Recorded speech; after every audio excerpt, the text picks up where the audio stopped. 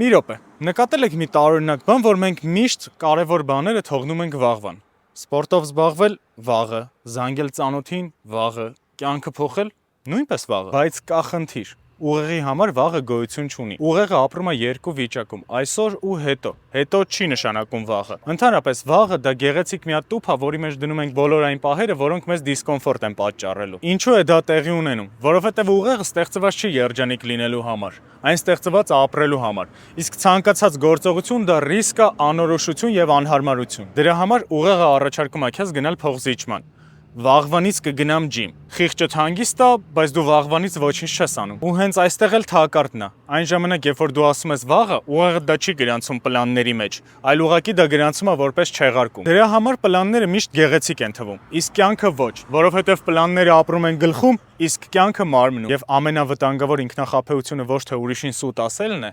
ամենավտանգավորը դա այն է, որ ասում ես կսկսեմ վաղվանից, որովհետև ուղեղի համար եթե ոչ այսօր, նշանակում է երբեք, այնպես որ եթե մի բան որոշել եք, արեք հենց այս պահին։ Ալո, ընկերս այդ փողը հաստատ վաղը մոտը տա։ Մեկ րոպեն ավարտվեց, կհանդիպենք։ Ախպեր ասում եմ կբերեմ վաղը։